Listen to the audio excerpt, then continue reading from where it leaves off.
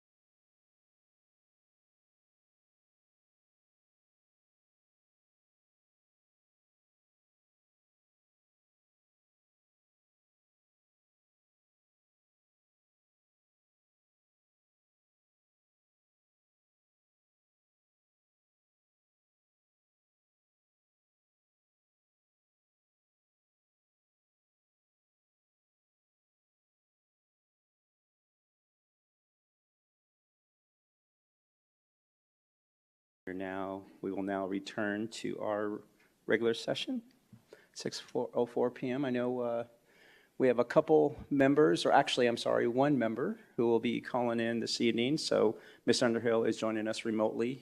Dr. Sorensen will not be joining us this evening. So that said, Ms. Contra, I mean, you'll just run us through a voice vote this entire evening. So let's get started. Let's see here. President Sandoval? Yes, Ms. Underhill? I am logged in, so if you want to use the system, you can.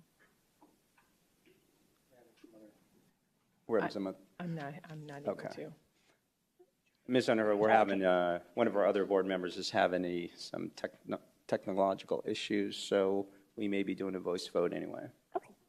Thank you, though. Okay, thank you. Mine's attached.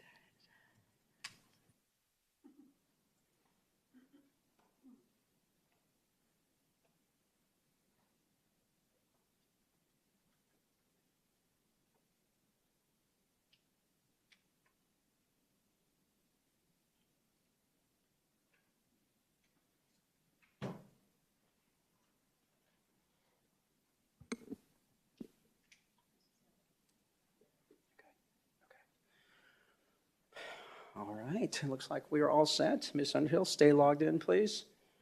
All right, moving on to 4.1, convene public hearing pursuant to ARS 15-905 for review of the proposed fiscal year 2023 expenditure budget. I do need a motion to convene this public hearing. I move to convene the public hearing. I'll second. Ms. Contra, we have a motion by Ms. Hill and a second by Representative Pingarelli. Sounds like we can electronically vote.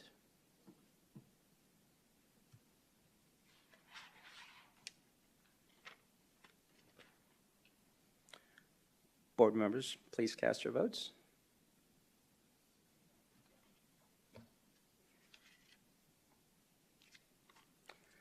Motion passes with 4 yeas and 1 absent. Thank you, board members.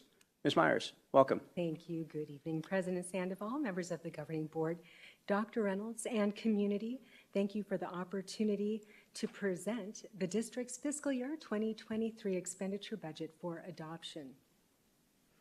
On June 3rd, I shared general budget requirement information, a summary of the fiscal year 2023 budget process, and proposed budget amounts that include maintenance and operations, district additional assistance, classroom site fund, as well as select cash control and grant funds. Tonight, information from the proposed budget presentation and updated information will be presented as part of the formal budget adoption process.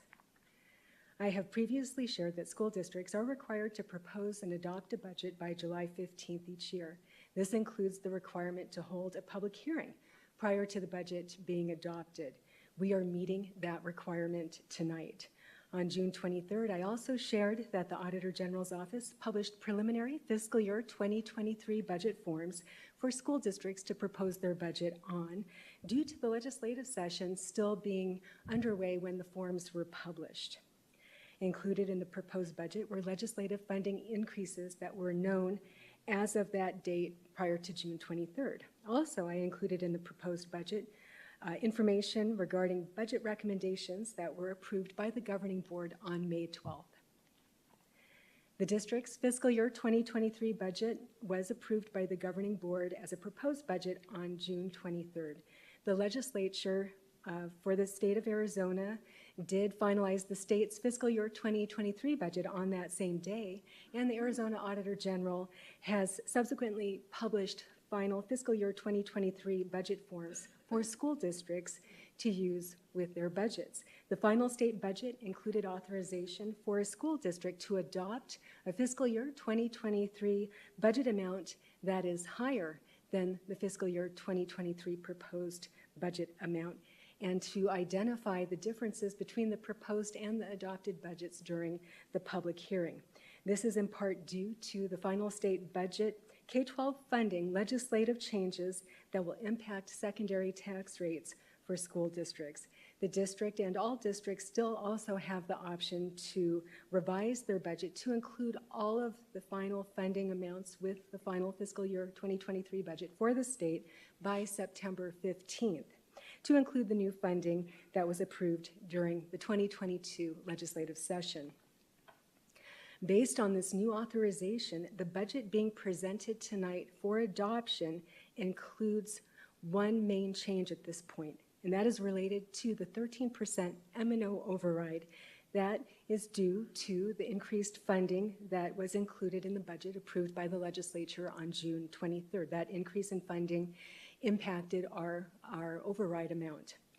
This action tonight will allow the district to properly set our tax rate for the new fiscal year.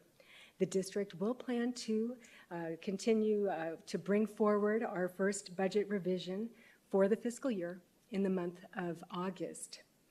This revision will incorporate all other budget factors and related increases for maintenance and operations and capital budget limits that were approved by the legislature on June 23rd for fiscal year 2023. On June 23rd, I reviewed this slide and shared information about internal and external factors that affect the budget process each year and associated considerations. Of course, I won't go through them in detail. You've seen this many times, but on June 23rd, we did look at this a little more in detail. Also included in the previously proposed budget was an increase to the fiscal year 2022 base level. At that time, a projected 2% increase. Now, you'll see when we bring forward our first revision in August that amount is lower than the actual increase for the fiscal year. But at the point of our proposed budget, that was the best known information as we were developing our budget. And so in the adopted budget at this point, it's going to be 2%, and again, will be adjusted with that first revision in August. Also included in the proposed budget was a classroom site fund amount of $708 per student. The proposed budget also included full district additional assistance restoration and funding, again, for the district's 13% M&O override, which has been updated for the adopted budget. Shared many times, maintenance and operations is where the district expends dollars for daily operations, including salaries and benefits, purchase services, fuel, transportation, special education costs, and related expenditures. The proposed fiscal year 2023 M&O budget was $280,626,232 based on 34,654.4030 unweighted student average daily membership, as well as an estimate for our fiscal year 2022 carry forward. With the funding increases that were approved with the fiscal year 2023 budget, there is an estimated $1.9 million increase to the 13% M&O override funding for fiscal year 2023. This change is included in tonight's budget that we are proposing for adoption, and it again will allow the district to properly set our tax rate to include that change. The projected M&O override funding is now $31.8 million, and the M&O budget is now $282,607,287. Capital funding is used to purchase technology, software, instructional aids, textbooks, vehicles, and equipment. As an example, the proposed district additional assistance budget for fiscal 2023 is $38,365,872. It again includes full district additional assistance restoration, as well as an estimate of our fiscal year 2022 budget carry forward. And the classroom site fund dollar amount, budget amount is $51,595,413. Both of these amounts are the same as were included in our proposed budget that was approved by the governing board on June 23rd. Also included in the proposed budget was the continuation of the teacher optional workday. In addition, a 10% increase for classroom site fund, the classroom site fund portion of staff compensation base pay, which has been expanded to include student support services staff who are coded to function 2100, and examples of those employees and staff members are listed on this slide. Also included in the proposed fiscal year 2023 budget is the governing board's approved 3% compensation increase to all employee groups. And I have also previously shared that included in the budget is the retention stipend that was previously approved by the governing board for employees based on longevity, ranging from $500 to $2,000. The governing board has also previously received detailed information during our budget development process and also for approval at the May 12th meeting with considerations for expenditure increases and budget impacts that are listed on this slide. We've covered them at prior board meetings, and they were reviewed in detail on June 23rd. Also included in the budget for adoption this evening are non-levy cash-controlled funds. A select population are included on this slide, 5 examples, as well as $62.2 million of federal and state grants. Administrations previously shared that the Peoria Unified School District has received ESSER funding to respond to and recover from the COVID-19 pandemic. $7.1 million of ESSER 2 funding is included in the proposed budget, and $21 million of ESSER 3 funding is included in the budget for adoption. The aggregate expenditure limit is an ongoing concern. District administration has previously shared areas that would be addressed if the AEL is not resolved for this fiscal year 2023. We now know for certain that this matter will not be referred to the voters in November of 2022. It will be subject to the legislature taking action, either this year through a special session, or if the legislature has the ability to take action in January when they reconvene, but that February 28th deadline is still something that we'll have to consider. Based on the information provided, administration recommends that the governing board adopt the fiscal year 2022-2023 expenditure budget as presented during the action agenda item portion of the meeting. And with that, this concludes the presentation. At this time, the community can offer comments, and I am available to answer questions for the governing board regarding the fiscal year 2023 budget that is being considered for adoption tonight. Thank you. Thank you, Ms. Myers. Yeah, we do not have any public comments for this line item this evening. So that said, do you want us to pause on board member questions, comments until the action item, or you want to do it now? President Sandoval, members of the board, I will defer to you on when you would like to ask the questions. I'll also get through it now. Ms. Hill, questions, comments? None at this time. Thank you for putting all the work into that. Representative Pingerelli? No, thank you. Ms. Underhill, questions, comments for Ms. Myers? No, thank you. Thank you. I don't have any questions or comments either. Thank you very much, again, for just the diligence and just very comprehensive work, as always. So thank you for that. Thank you very much. All right, that said, we do need to adjourn the public hearing meeting. I do need a motion to adjourn the public hearing meeting. I move to adjourn the public meeting. I'll second that. Ms. Contra, I have a motion by Ms. Hill, second by myself. Board members, please cast your votes.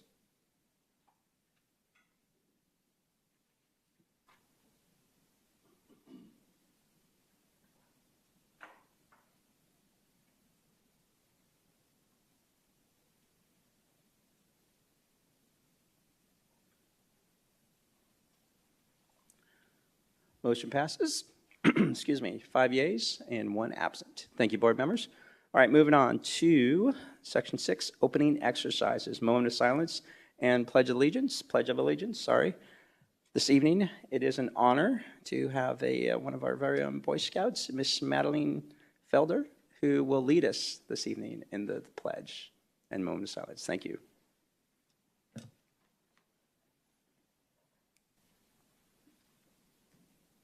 I pledge allegiance to the flag of the United States of America and to the republic for which it stands, one nation, under God, indivisible, with liberty and justice for all. Thank you, Ms. Felder.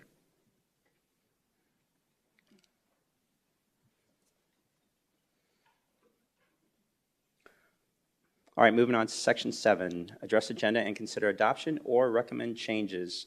Board members, are there any line items that you would like to pull from consent or move the order of any items within the agenda? Ms. Hill. No, thank you. Representative Pingerelli. No, thank you. Ms. Underhill. No, thank you. All right, I don't have any items either, and we do not have any items pulled by the public. So with that said, I do need a motion to approve the agenda, which includes the consent agenda as presented. I'll move that we approve this evening's agenda, including the consent agenda as presented. I will second. Ms. Contra, we have a motion by myself and a second by Ms. Hill. Board members, please cast your votes.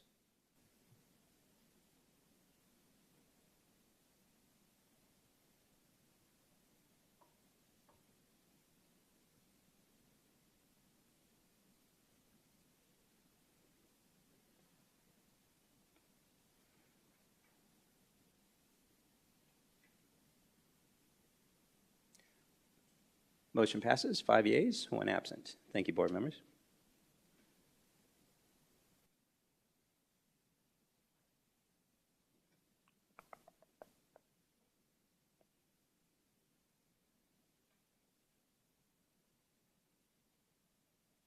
You know, I skipped an entire section, didn't I?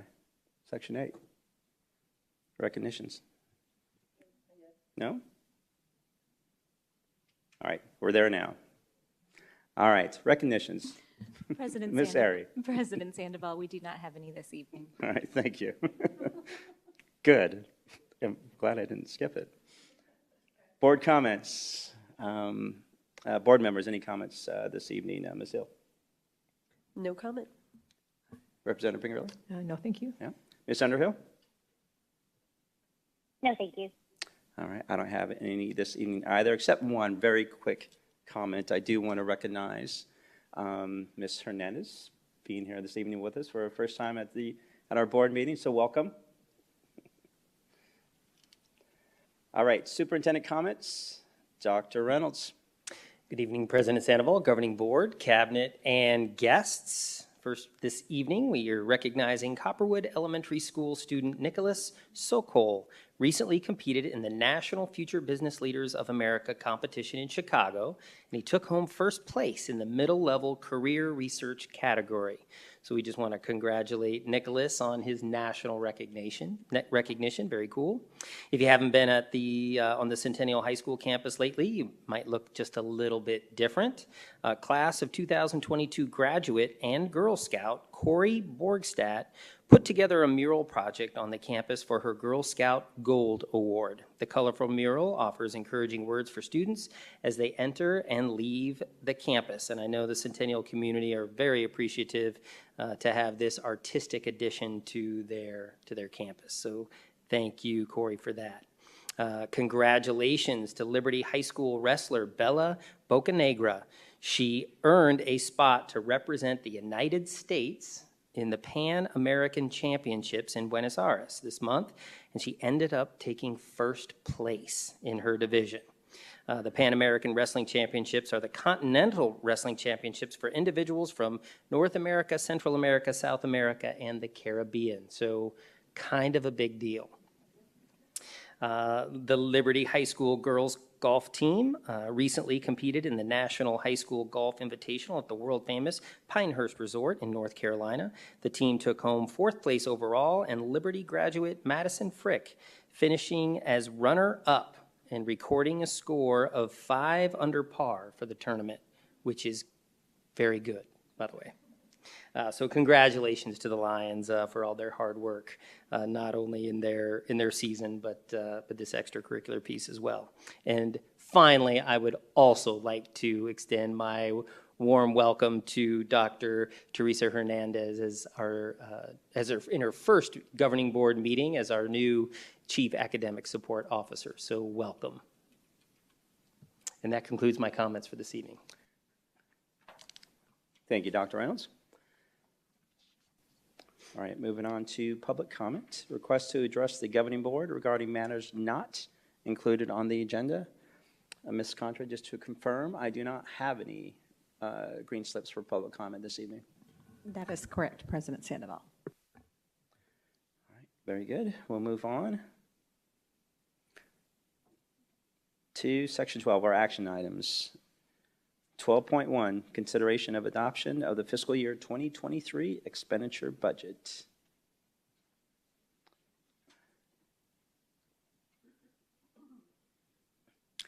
Any final comments, Ms. Myers? Thank you, President Sandoval, members of the governing board. I do not have any additional information to add at this time. Thank you. Thank you. So with that said, I do need a motion to approve the adoption of the fiscal year 2023 expenditure budget.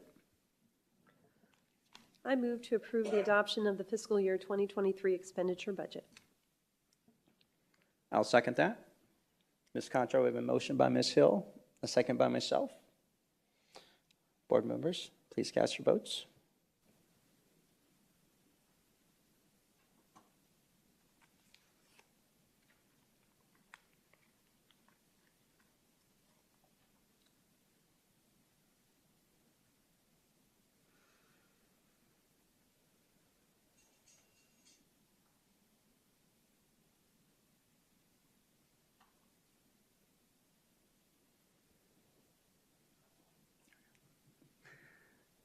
Motion passes.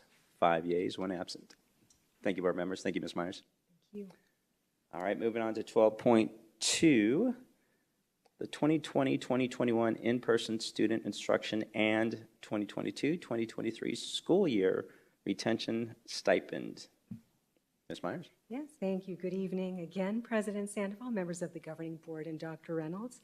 Thank you for the opportunity to provide information regarding the state of Arizona's 100-day in-person instruction grant and related funding that can be used for a retention stipend for staff who returned to the district this fiscal year and who also assisted the district being open for in-person teaching and learning in excess of 100 instructional days in the 2020-2021 school year. The Arizona Governor's Office has made funds available through a reimbursable grant to school districts that provided at least 100 in-person teacher-led instructional days out of the 180 required instructional days in the 2020-2021 school year during the COVID-19 pandemic. Grant-eligible expenses included expenses that mitigate the impact of COVID-19, including re-engaging students and classroom expenses, including teacher premium pay for function 1,000 employees and student support pay, function 2,100 employees. Eligible grant expenses need to have occurred between the dates of March 3rd, 2021 and June 30th, 2023. In April, the district was notified that we were eligible for a $4.5 million 100-day in-person instruction grant.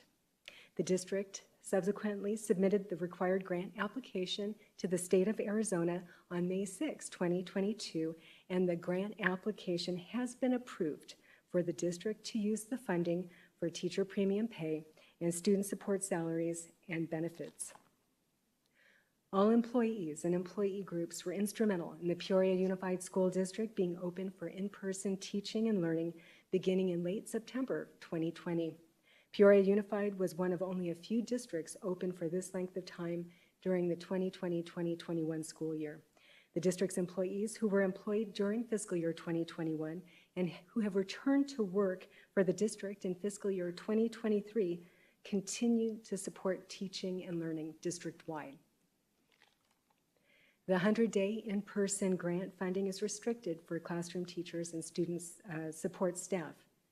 Administration is recommending the use of ESSER and other eligible federal funding to ensure that all employees can receive an equal stipend amount of $2,345 to recognize the employees who supported the in-person teaching and learning during the 2021 school year, and to also retain these employees in fiscal year 2023 which will assist the district in maintaining a stable workforce in the new school year. The estimated stipend will cost $7.9 million. Funding will include the $4.5 million that's being made available by the state with this new grant, as well as approximately $2.5 million from our ESSER grant funding, as well as the remainder being paid from other eligible federal and grant funding sources. To be eligible for the stipend, each employee must have been employed with Peoria Unified as of January 31st, 2021. And the reason for that, that's in alignment with our policy that for an employee to be eligible for a raise, they have to be with the district at least half the year. And we always use that January 31st date as our criteria. They also need to have already returned to their 2023 assignment or be in the process of returning to work for 2023. We have people starting to report back over the next several weeks, as well as to be employed as of the date that the stipend will be paid. This concludes the presentation. At this time, administration is available to answer your questions. Thank you. Thank you, Ms. Myers. Board members, questions, comments? Ms. Hill? No comments at this time. Thank you. Thank you, Ms. Hill. Representative Pingerelli? Yeah. Thank you, Ms. Pingerelli. Ms. Underhill, questions, comments? I'm sorry, I just might have missed this, but what is the date when the stipend will be paid? Thank you. President Sandoval, members of the governing board, we will implement a similar payment structure to our normal retention stipend, which will have our certified and administrative staff receiving the stipend in September and classified staff receiving the stipend in December.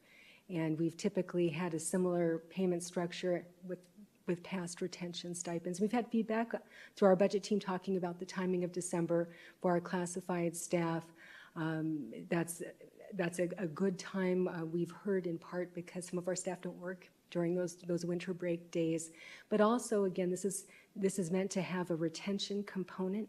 So of course we want to ensure the employee has been with us a period of time before they're actually receiving payment of this stipend. Great, thank you for that. And I appreciate the work that you guys did. I know there's difficult decisions that had to be made, but I really appreciate the work in trying to ensure that, all of our associates receive, some benefit from this as much as possible. So thank you for that.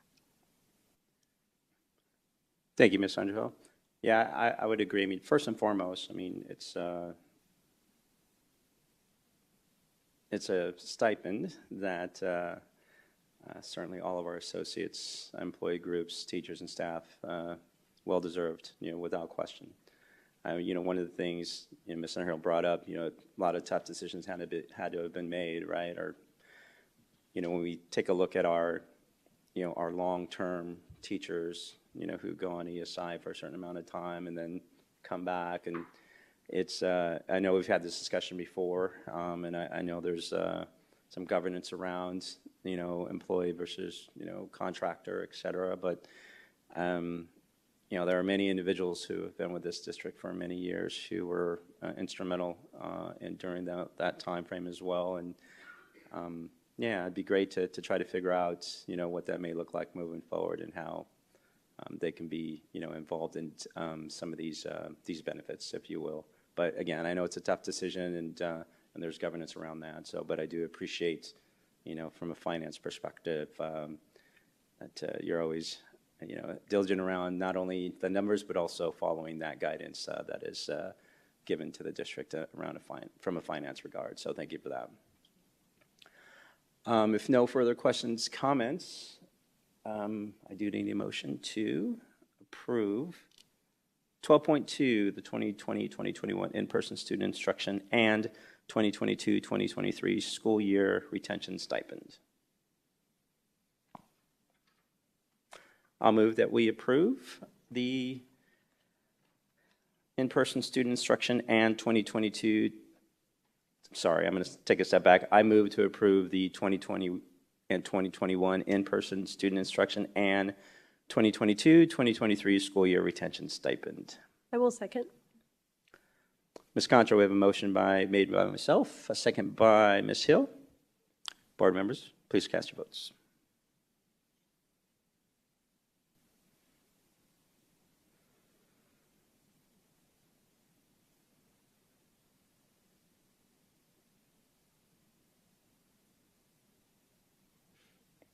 Motion passes, 4 yeas, 1 absent. Ms. Myers, thank you. Thank you, board members. All right, moving on to 12.3, we do have public comment tied to this line item. So in normal fashion, we will allow the district to present and then get into public comments, and then after that, board member comments and questions. So 12.3, discussion and consideration of revision to the coaching and extra duty assignment salary schedule to support teacher shortage. Ms. Festley, welcome.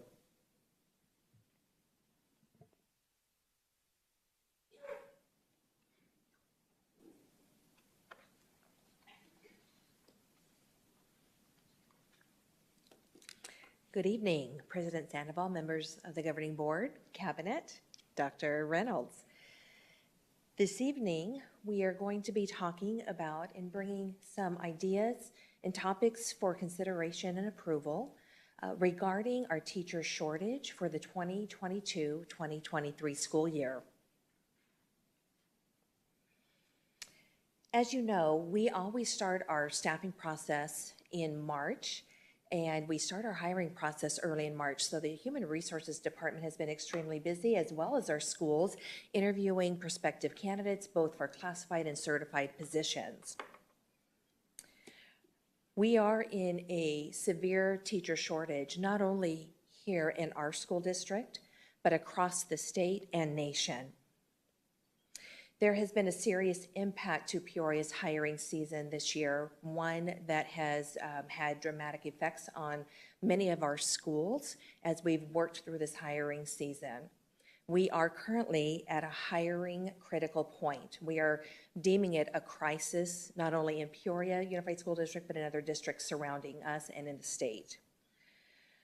In order to start to look at how we're going to prepare our schools to be able to safely open for student instruction, we began early in June and end of May pulling some focus groups together. And those focus groups consisted of district administrators, small groups of principals, our teacher organizations, and our principal organizations.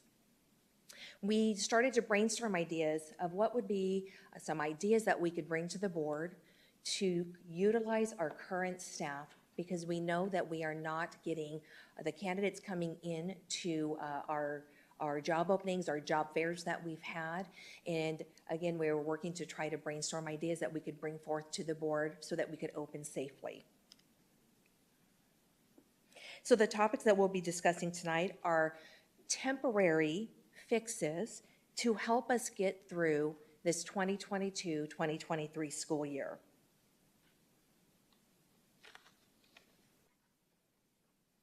The first idea that came forth is working through emergency substitute certificates for classified staff. And if you remember, for the last 2 years, we've worked with our ESSER funds, and we have been able to identify approximately 30 classified staff members that we could emergency certify in those situations where we did not have ample substitutes to cover those vacancies on a daily basis.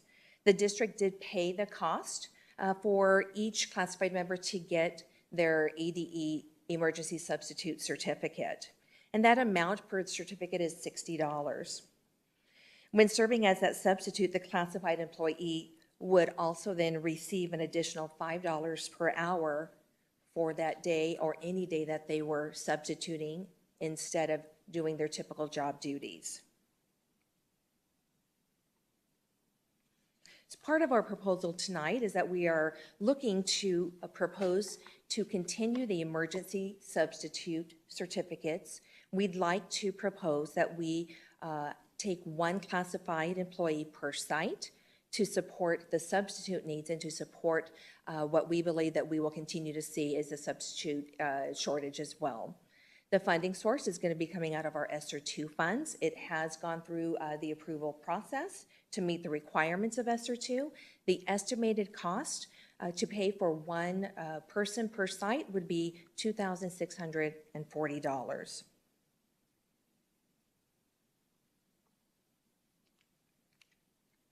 The next idea that came to us through working with ESI, which is our contracted company that helps us with our substitutes, is a program that they call the Rescue Sub Program.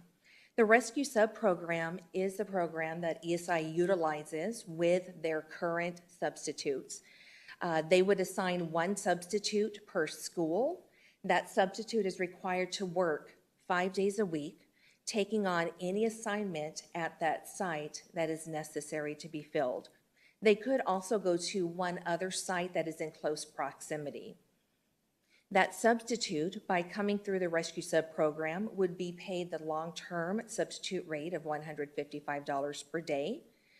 And we would propose to utilize one rescue substitute per school for the year. That estimated cost is approximately $1.5 million. And to date, we've had about 15 substitutes that have expressed an interest in being what we would consider a rescue sub for the 2022-2023 school year. Those substitutes, we are sending their names to our school sites. They have an opportunity to choose a site. We work collaboratively with our administrators, and pending approval tonight, we would like to move forward. We believe that this is going to help again in case we have that substitute shortage. The rescue sub, the purpose again would be to fill those vacancies on a daily basis, not to go in as a long-term substitute, but to go and fill those daily needs that we may have on a campus, especially where we have campuses where we know that we already are short teachers.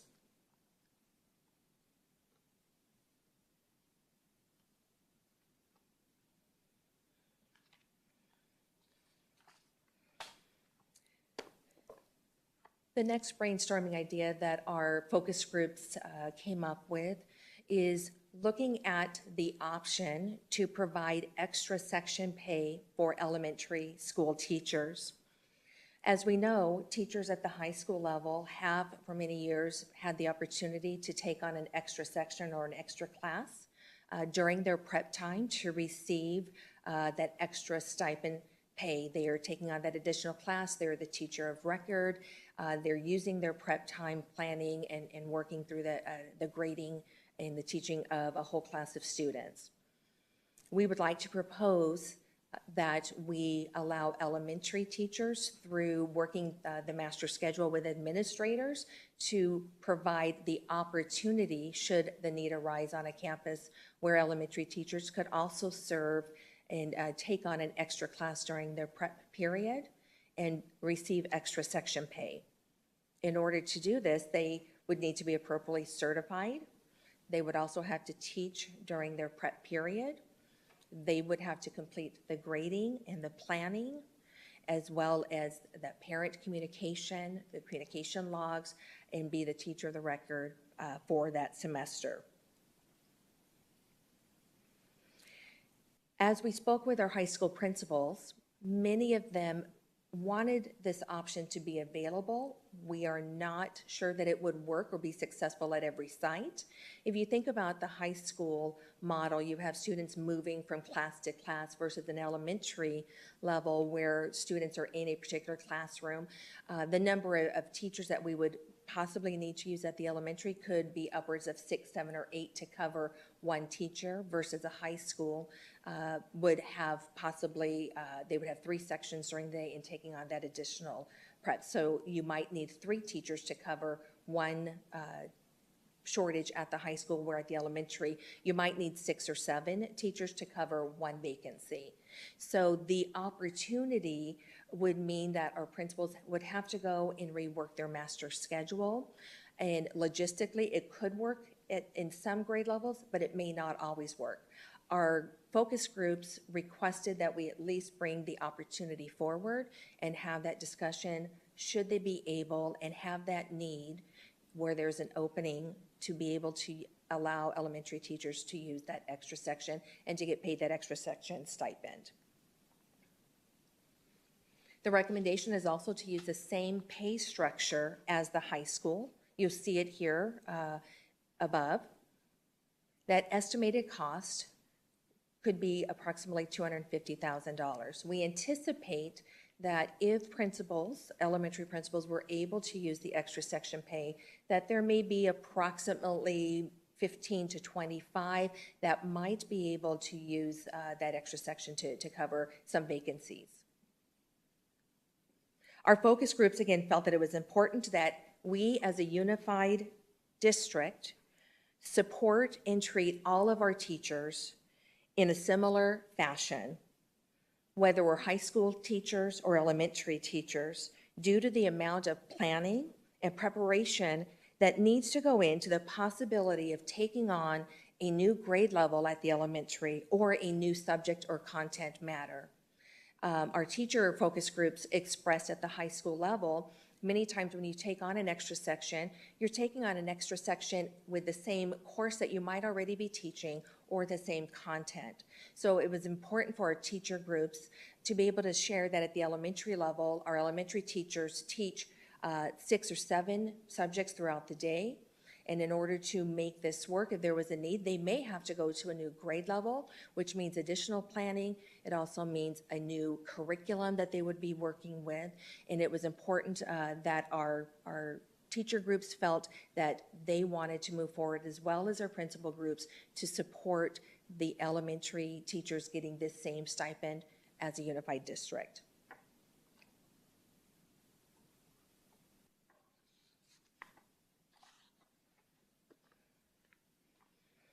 The next brainstorming idea that we would like to present tonight is incentivizing teachers who volunteer to transfer from one site where they're currently going to be housed for next year to the possibility of moving to another site. We know right now, as of today, we have about 73 general education openings elementary-wide. That's not including our special education resource positions. Our special education resource positions are at about 43. In order to help reduce the number of vacancies, we are recommending that we go back and we look at how we've staffed and restaff by collapsing sections at our current sites, where we could collapse a section but still keep the maximum or keep the student ratio to just below the maximum. And by doing that, we would then be able to take teachers and move them to another site where we have greater needs. There are some schools, again, in the greatest need with many vacant teaching positions. We have one school that has 9 general education openings. We have another school that has about 7.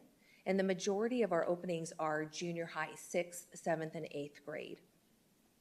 Again, we're at a critical point where we as a district are going to have to use the teaching staff that we currently have to fill some of these vacant positions. We're proposing to offer this stipend to teachers, number one, who volunteer to leave their school for the year where we are collapsing that section. And we know that we're going to have to collapse in order to meet the needs and to allow every school to allow them to open safely.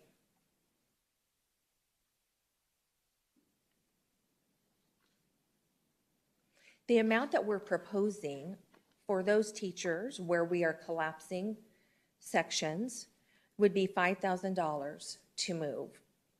The eligibility to receive this stipend, first, we must be at a school where sections are being collapsed. Teachers will volunteer to leave their site for the year. The district will place the teachers based on schools in the greatest need. It may not be in the current grade level that they're currently teaching. We would look first for what they are certified to teach. The teacher must also work an additional 2 days in late July, the last week of July, or the first 2 days of August prior to the start of school.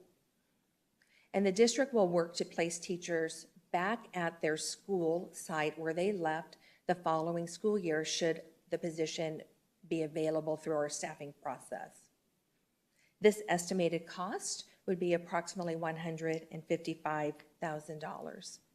We anticipate that by working through a restaffing model and staffing to the max versus staffing to the standard, we've staffed to the standard plus 2 or 3, that we would be able to possibly garnish around 20 to 25 teachers that we could spread across our 75 openings.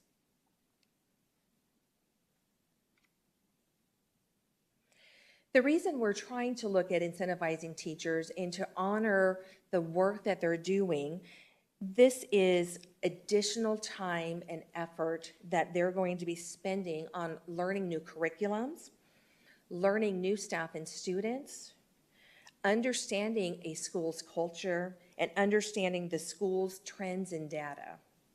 This transition is really a year-long process, and we would not be in this situation or having to think about changing our staffing model or restaffing and allocating if we were not in this teacher shortage. We have not, in the years that I've been in human resources, have come to this decision where we've had so many openings. We've not had to go in June or July and have to think about how we've staffed and can we restaff and look at increasing that student number in order to use our current teachers to open or to go into those vacancies.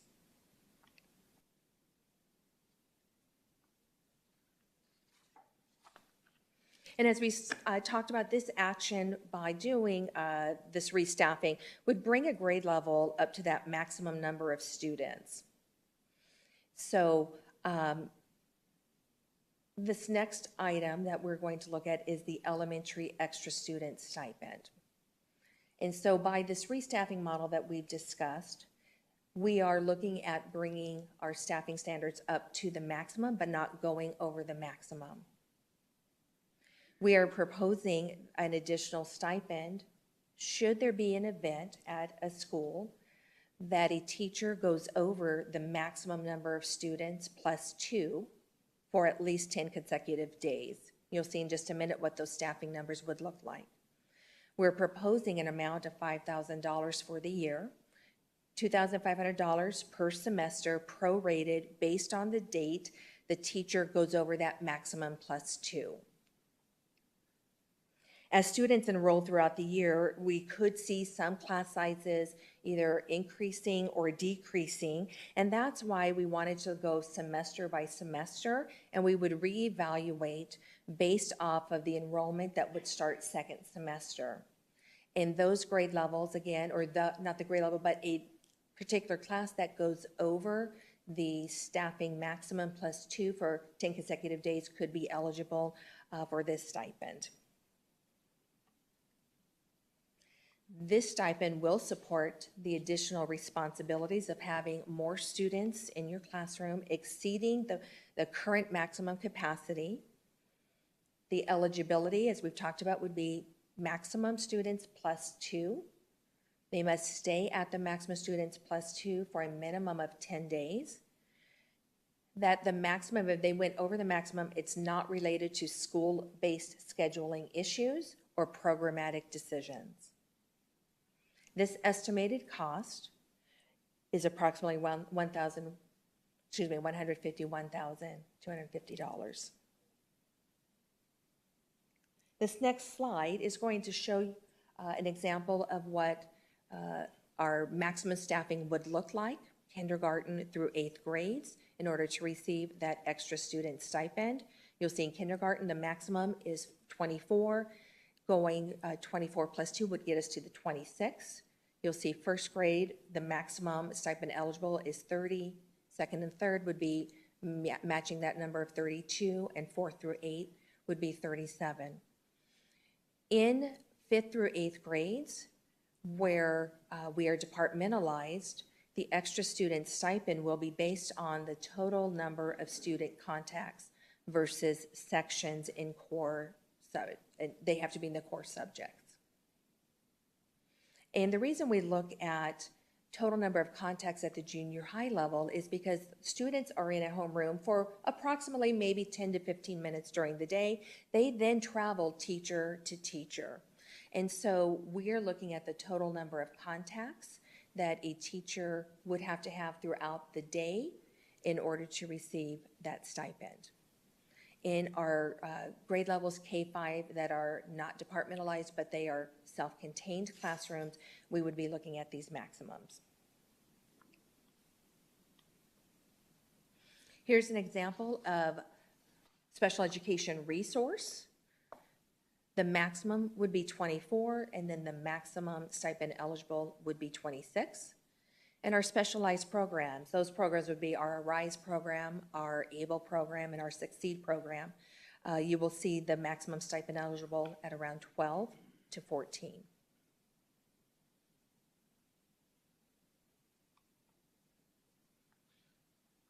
The final topic that our focus groups wanted to bring forth is our classroom coverage for Miss Prep. And this has been on our stipend eligible spreadsheet salary schedule for many years. The current rate is $20 an hour to cover a class when there is no substitute. And the amount has not increased for at least 10 years. We do know that in COVID for the last 2 years, we did do a temporary increase to support our teachers and supporting the fact that we did not have substitutes to cover. We're proposing to increase this rate of pay to $30 per hour. The eligibility, again, for classroom coverage is that a teacher would be covering another teacher's class during their prep time. If you lose your prep due to the absence of a special area teacher, you would also be eligible.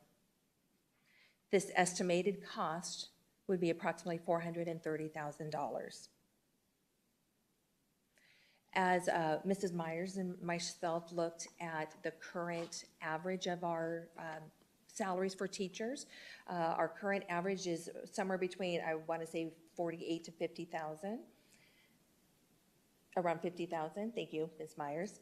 And that really equates to about $33 an hour. So you can see our rate of pay, if we were looking at an hourly rate for a teacher, the 30 hours is getting a little bit more in alignment to their hourly rate for a typical day.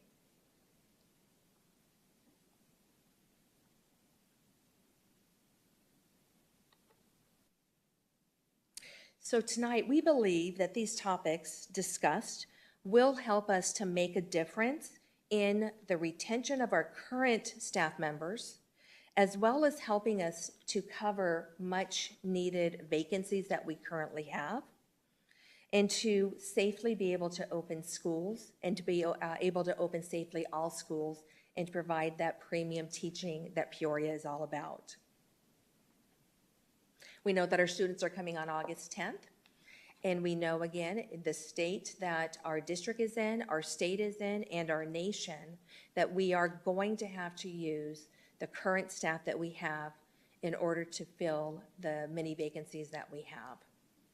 So we're proposing tonight, and we're asking for the board to consider these recommended stipend amounts, these proposals and revisions made to the coaching and extra duty salary schedule for the 2022-2023 school year.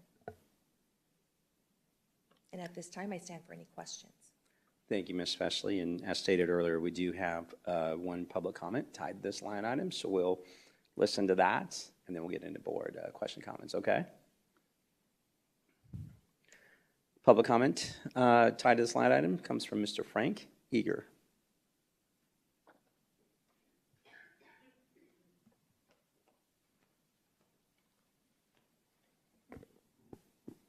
Welcome, sir. Got my timer going. Good evening, Mr. President, School Board, Cabinet, Dr. Reynolds. I'm Frank Eager. I'm the president for the Peoria Education Association. I just want to say first to the people who asked our opinions, it was very well heard, and looking at what you presented, I want to thank you guys very much for that. I will let you know, as a teacher in this district, this is very troubling for me. Seeing the numbers, even with the moving around they're going to do, we're still going to have 50 openings for teachers at the elementary level. I cannot stress enough to the board tonight that you got to make a statement on this, and they're going to have to move people around. They're already positioned at schools. It's not going to be easy for them. People are going to be changing grade levels. I'm married to an elementary teacher, so I know all about what it goes through to be an elementary teacher. Even though I teach high school, I hear all about it. This is not an easy time. And we can't, in my opinion, squabble about amounts and costs.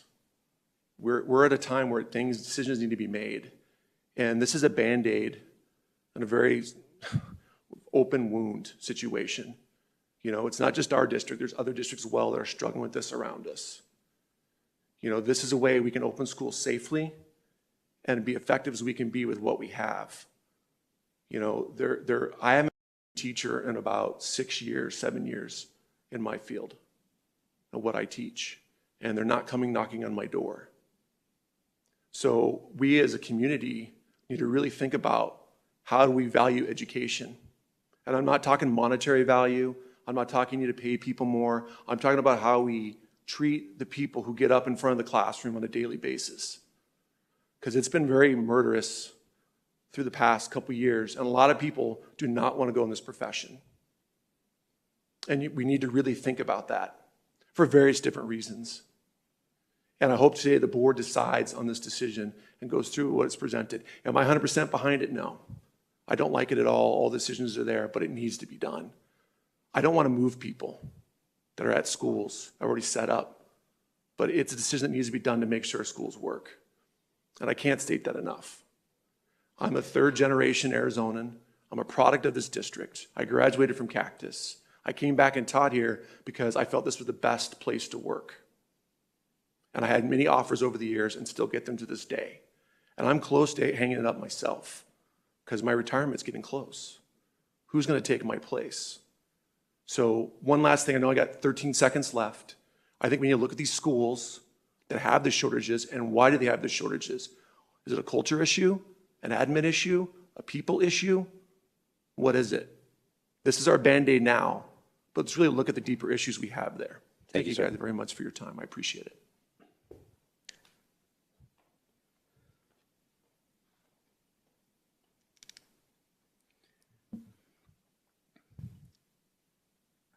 Ms. Festley, do you want to come back up so we can have further discussion? All right, board members, questions, comments? Ms. Hill? Yes, thank you for putting that together and trying to come up with some solutions to this problem. I definitely do understand that it is a problem, not just for school districts, but every job, everywhere. People are not working like they used to. So it's a difficult thing for this entire nation to deal with. And I think it's good that we try to find some solutions to these problems, but unfortunately, I just don't think it's going to be a quick fix, but it's better than nothing. So unfortunately, this is just kind of the road that we're at because, like I said, I think the nation as a whole and every single profession is dealing with this problem. So I don't think it's completely specifically due to something that's going on within the schools, but that's just my personal opinion.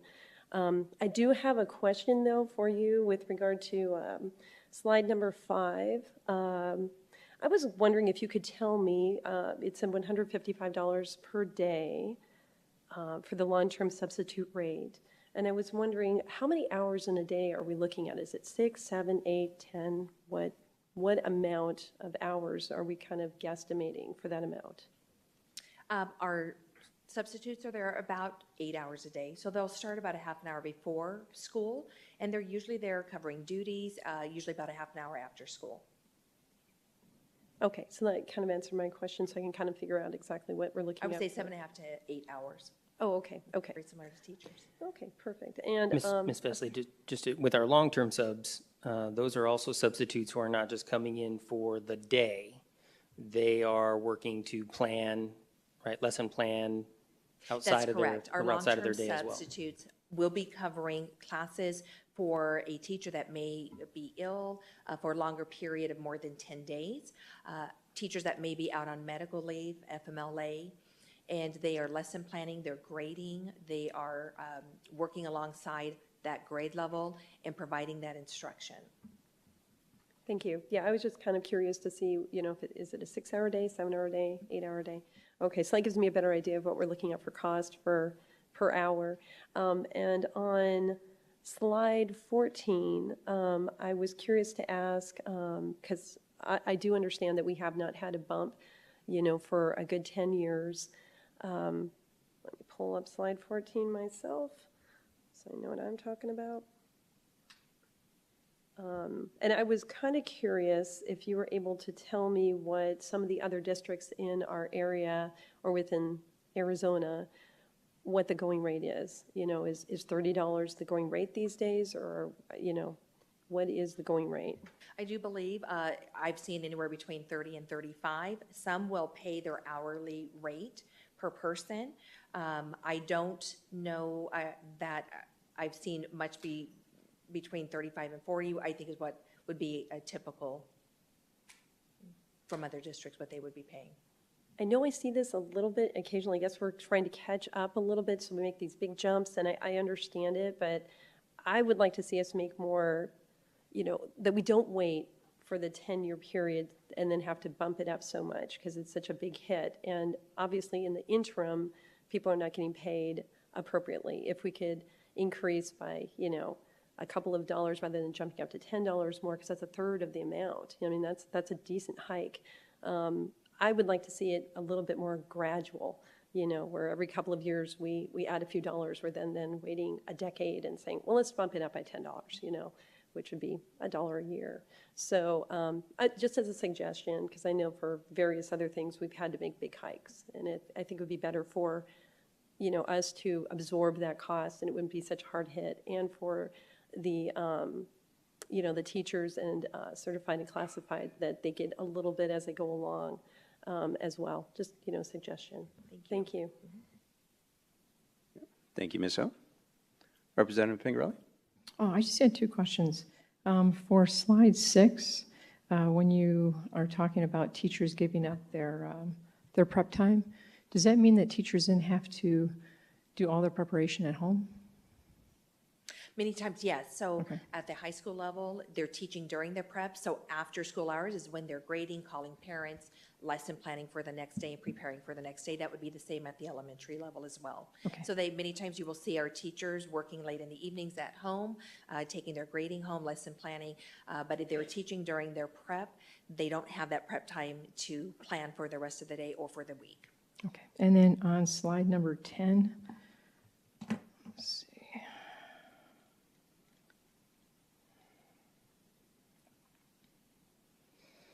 So the proposal is for $5,000 per year, $25,000 or $2,500 per semester. If a teacher takes on a +2 students for at least 10 consecutive days. So I guess is that prorated? If they have two students extra for 10 days, are you saying that they get $2,500, or is prorated in the number of days per semester? We look at the number of days that teachers are with students. We see about 90 days semester 1 and 90 days semester 2. So let's say a classroom gets to that max +2 in September. We wait 10 days. The goal is that we want our principals to try to hire. We don't have the teachers in which to hire, so they'll post, we'll try to hire, and after 10 days, we would go back to that first day when they went to the 35 +2, went to that max +2, and prorate it from that point to the end of the semester, which is December 18th or 19th, when that last day with students is. And then we would start that process over in January. Okay. And you're assuming then that they'll have the +2 at least through the rest of the semester? They would have that +2 probably through the rest of the semester. Okay, that would be correct. And then we would review it again in January. And there's a lot of times there's that fluctuation in winter break when kids are moving in and kids are moving out. And we see that enrollment tend to fluctuate again. And so we would review that with each administrator. They would be calling the Human Resources Department, their executive director, Dr. Davidson through Student Services. We would be looking at their master schedules. We would be looking and pulling kids through Synergy, and we would be working with the principal to try to hire. Now, many districts at times when they go over max, they might give the option, and we've done this in the past, to either hire another teacher or to hire an assistant to work within that grade level. we're at that point where even if we did that, we don't believe that we would be getting the teachers. And so there are many districts that have gone to this extra student stipend to support the additional work that our teachers are doing and taking on the extra students during that time. Thank you. Thank you, Representative Pingerelli. Ms. Underhill? Yeah, I have a few questions. First of all, and I think you already kind of addressed this, but are our neighboring districts having the same level of issues, like as far as the same, percentage of vacancies? Just because I know there's a disparity between our salary schedules. Yes, I believe that it is not a Peoria concern or crisis.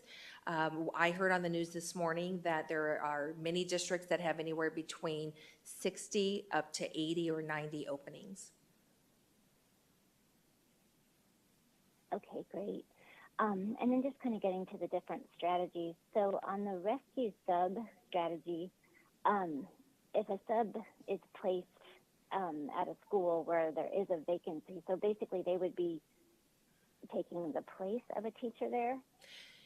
I mean, because No. if they're going to a school where there's 9 vacancies, are they going to be put in the same classroom for the entire time until someone's hired, or how's that work? No, the rescue sub is really putting that substitute on a campus to cover the daily needs of any absences that they might have. If we had an opening, our first priority is we need to get a long-term substitute. So there's a difference in a long-term substitute and the rescue sub through ESI. That rescue sub would be committed to the campus for the full year. They would be committed for 5 days a week to cover those openings. The long-term substitute would be the option that we would want to go to find and fill those vacancies. We are currently making calls to try to find our long-term substitutes to put them in those classrooms for the semester or for those medical reasons.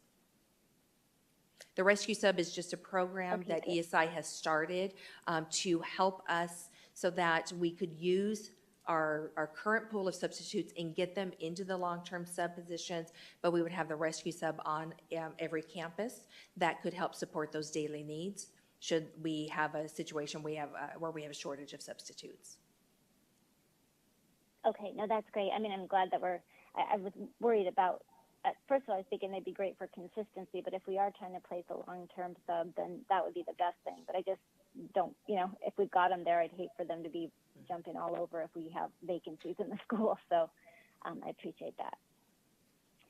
The third one is around the elementary extra class section, and it sounds like this is still, kind of in development, because in my mind, being an elementary teacher, I was thinking, like, how in the world would that possibly work? Just because I did cover classes multiple times, during the year where we had different teachers come in every hour, and that was very ineffective from my standpoint.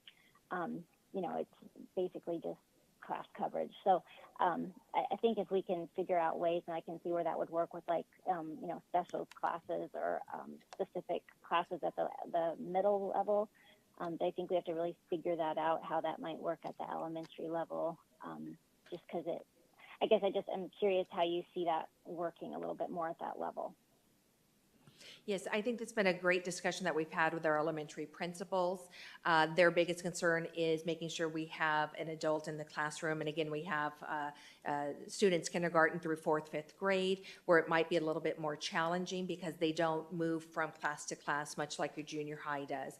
Our principals wanted to have that option, but it would take some finessing with the master schedule. We believe that there would be opportunities at the middle school and junior high that might be a little bit more successful, but at least having that opportunity there for a principal to rework their master schedule, to work alongside their leadership team, and to work alongside their teachers to see whether or not it even is an option within the master schedule would be the request tonight. Yeah, no, that makes sense to me. It's just really difficult when it's just, one of us is assigned to go in on our prep, to this classroom. It just like a rotating group of teachers. I didn't find that to be very effective. Also on that same point, on the schedule, the revised schedule of, that you sent out with this item, there's a one that says $95 under class coverage. Is that the same as the elementary extra class section? That is not. Josh, would you are those two the mind same pulling thing? up the extra duty salary schedule? That $95 a day is really a unique situation that we've used very infrequently over the last few years. If we scroll down, keep going, probably around page 3 or 4. It'll be in red, so keep scrolling.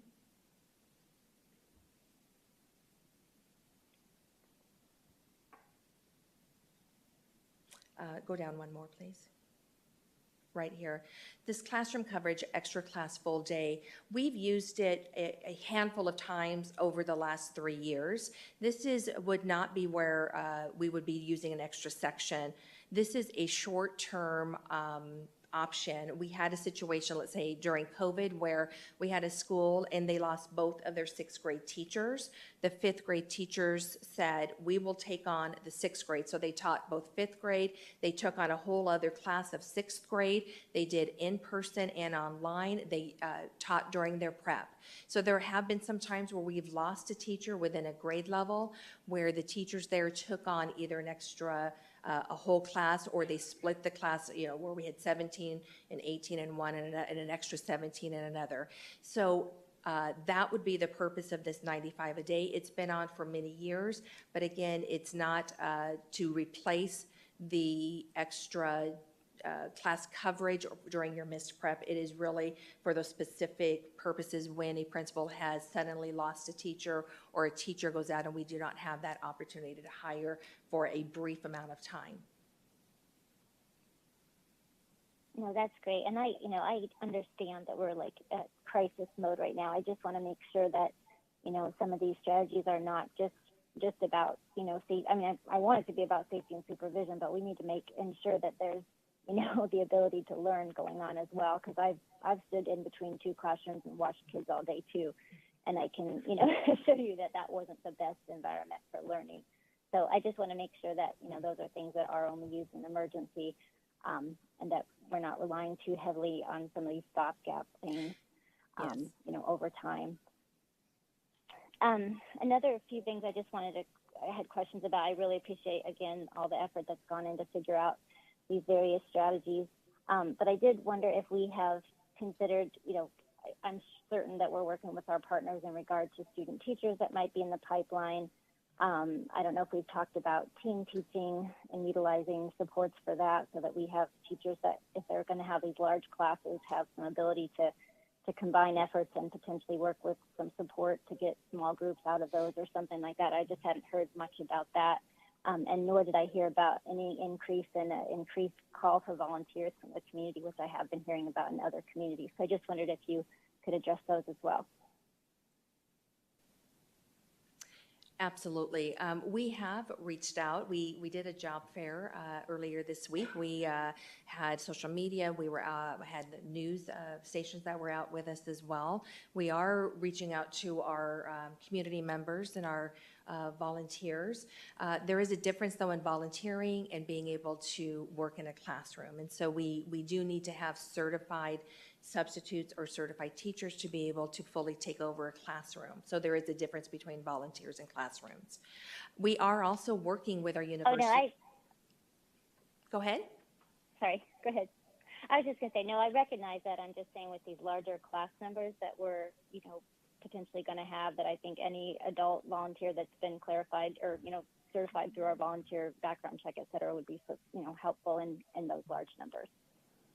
We absolutely are. We are revising our volunteer process. We anticipate that we'll be getting more volunteers. The last 2 years have been a little difficult with COVID, but we are going to be opening up our schools to our volunteers, and I know our principals and teachers are welcoming any volunteers that would like to come in.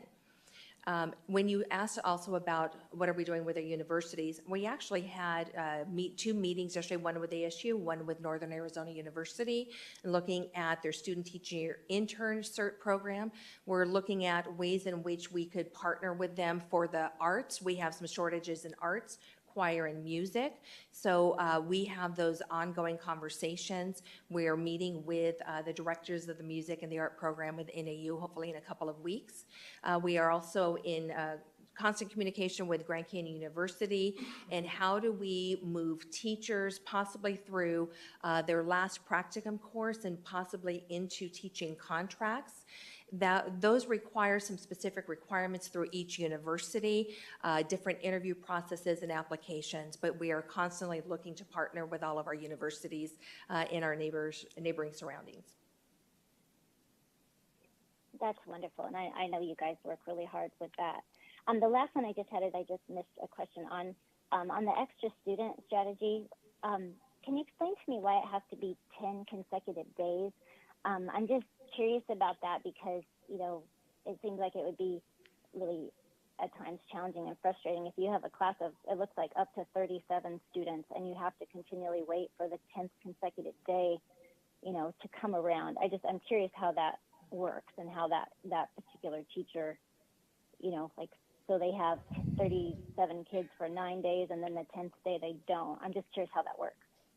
Yeah, sometimes there could be movement at a school site where you might go up to 37, then you go down to 35 or 34. Most districts will have a consecutive time frame.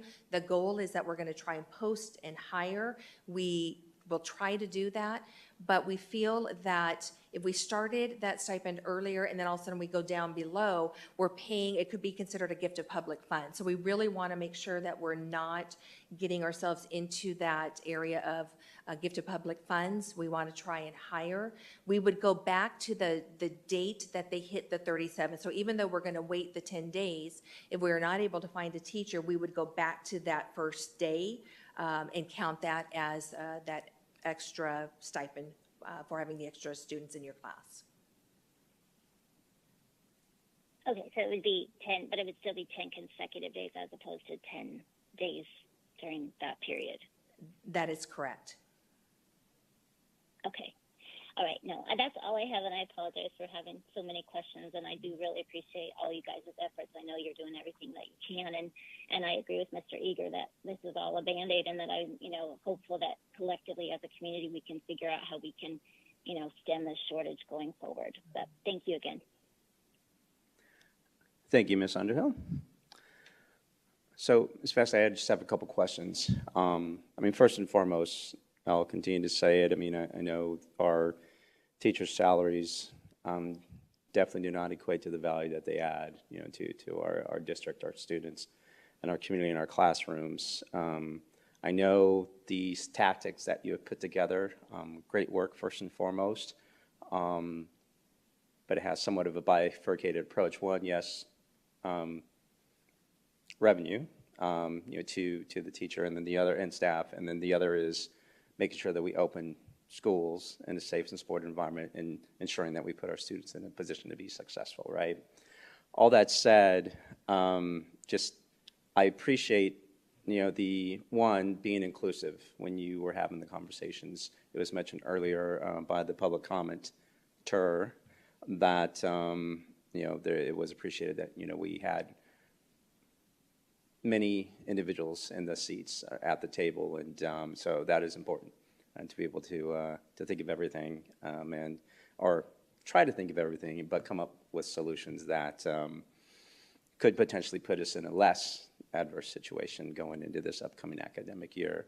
All that said, I do have a question around the additional student stipend, and can you talk a little bit about that conversation, that particular tactic, and how were our Title I schools considered, right?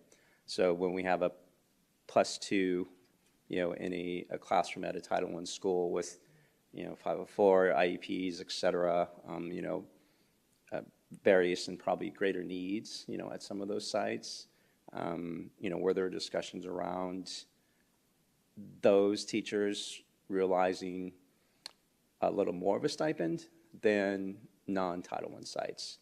And just, I mean, as you have that conversation, just want to understand how that went. I think when we looked, we were looking across the district to make it equitable. We have had discussions about possibly looking at bringing our budget team back to look at different hard-to-fill stipends that may help to support some of our needs. At this time, we were looking, though, specifically across the district, how we could equitably work with all teachers. Gotcha. Yeah, and I'm not at all saying that, you know, that mindset, that thought process, you know, is probably right. But I do appreciate how the consideration of people and making sure that our teachers and staff are valued and respected by showing gratitude towards their ability to adapt, right, to different situations as we go into this upcoming academic year. So all that said, you know, again, I mean, I know these are temporary fixes to get us through these times, but it would be interesting, one of the comments that was made earlier was around our, I'm going to call them exit interviews, right, and why certain sides, and I mean, we don't have the data, but it would be interesting to look at the data to understand, you know, were certain sites, did certain sites lose more associates teachers than others? And if that's the case, then why, right? I think that knowledge just helps us grow and be better as we move forward from a leadership perspective, just to make sure that, you know, again, we have the right people in the seats at our sites. So. That is all that I have. I do appreciate all the great work. And again, we are entering a challenging academic year, you know, from an overall people perspective, a number of people that we have in the classroom, but I appreciate the innovation and forward thinking without question, you know, while considering, you know, the value that our teachers and staff add for sure. So that said, if no further questions, comments, I do need a motion to approve the consideration of revision to the coaching and extra duty assignment salary schedule to support teacher shortage. I will move to approve the consideration of revision to the coaching and extra duty assignment salary schedule to support teacher shortage. I'll second that. Ms. Contra, we have a motion made by Ms. Hill, a second made by myself. Board members, please cast your votes.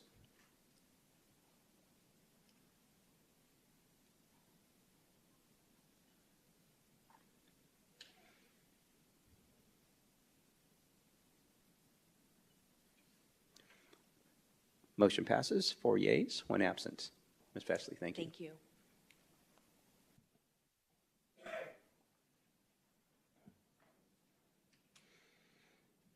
All right, moving on to 12.4, second read of policy section IJ. Dr. Davis. Dr. Davison, welcome, sir. That was quite an introduction. President Sandoval, good evening, members of the board, Dr. Reynolds and guests. I have the pleasure tonight to present all 4 of our second reads of policy. The first one is policy IJ, titled Instructional Resources and Materials. This is one that last meeting Mr. Moss presented, and you can see there on the screen that this policy, the change is simply to define what textbook is. So I'll stand here for any questions, but that's all that it is. So thank you. Thank you, sir. Board members, questions, comments? Ms. Hill? No questions. Representative Pingrelli? Yep. Ms. Underhill? No, thank you. All right. I don't have any either, so I do need a motion to approve 12.4, second read of policy section IJ.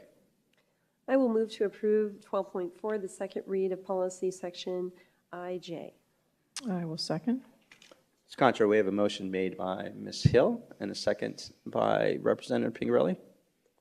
Board members, please cast your votes.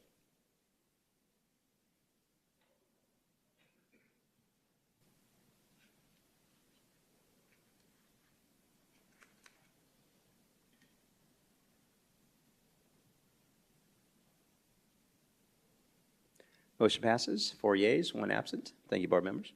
All right, moving on to 12.5, second read of policy section IC. Dr. Davidson. Thank you, President Sandoval. This policy, if you recall from last meeting, just spoke to how we are going to change or make modifications to the school year and the recommended time, that we would have a process to follow. We currently do have a instructional time model in place that was approved a few years back when this came into effect. This policy just brings us into compliance with what we would need to do if we consider to change our instructional time model. So, Very good. Thank you, sir. Questions, comments? Ms. Hill? No questions. Thank you. Representative Pingerelli? No, thank you. Ms. Underhill? No, thank you. I don't have any questions either. With that said, I do need a motion to approve second read of policy section IC. I will move to approve Section 12.5, second read of policy section IC. I'll second. Ms. Contra, we have a motion made by Ms. Hill and a second by Representative Pingerelli. Board members, please cast your votes.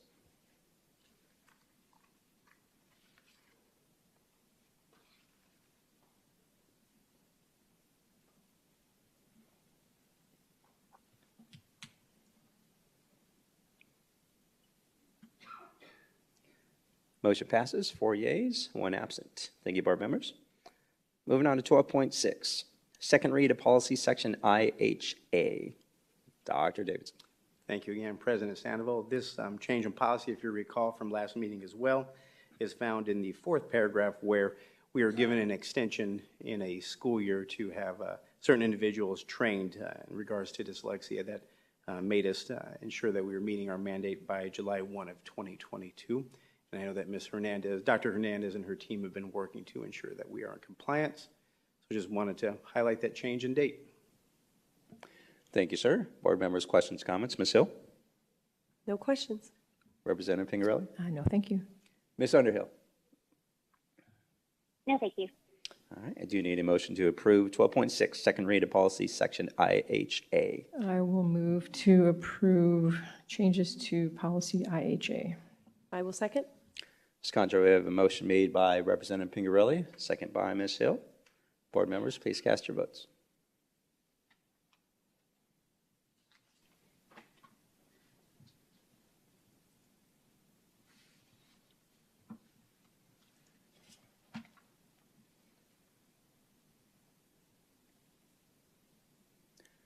Motion passes, 5 yeas, 1 absent. Thank you, board members. Moving on to 12.7, second read of policy section IJJ. Dr. Davidson. All right, President Sandoval, last but not least, and I'm sorry that it wasn't just right behind IJ, but IJJ deals with textbook supplementary materials, and again, simply ensuring that we define what a textbook is. You'll see that in the 5th paragraph. All right, very good, sir. Board members, questions, comments? Ms. Hill? No questions. Representative Pingerelli? No, thank you. Ms. Underhill? No, thank you. All right, I don't have any questions either, so I do need a motion to approve 12.7, second read of policy section IJJ. I will move to approve 12.7, second read of policy section IJJ. I'll second that. Ms. Contra, we have a motion made by Ms. Hill, a second by myself. Board members, please cast your votes.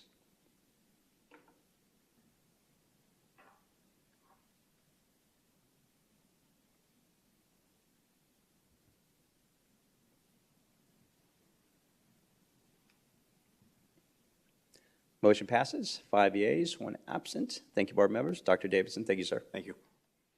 All right, we do not have any discussion items this evening, so we'll move down to section 14, informational reports. Report on upcoming meetings and events. Ms. Aries. Good evening, President Sandoval. I want to remind the board that we have our opening of schools event quickly approaching on Monday, August 8th. We'll be sure to send all those details to you and hope that you'll be able to join us to celebrate the start of the new school year. Very good. Thank you for that. 14.2, legislative, state, and local updates. Ms. Myers. Thank you, President Sandoval. Members of the governing board, I do not have a report this evening. Thank you. Thank you. 14.3, budget, facilities, planning, and construction report. These reports are on our website, can be read at your convenience. 14.4, district enrollment report for the month of May 2022 also on our website.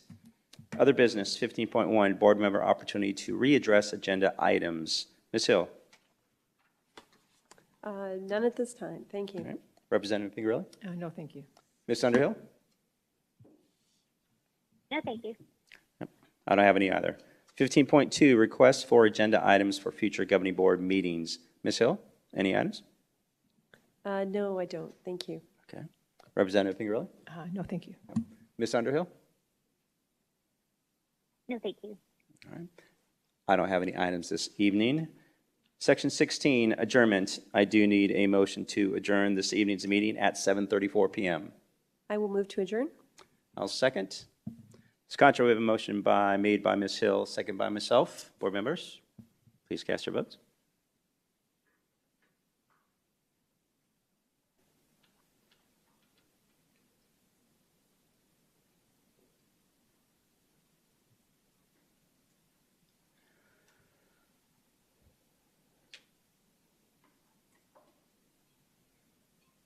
Motion passes, 5 yeas, 1 absent. Thank you, board members. Thank you, community, cabinet, Dr. Reynolds, Ms. Contra.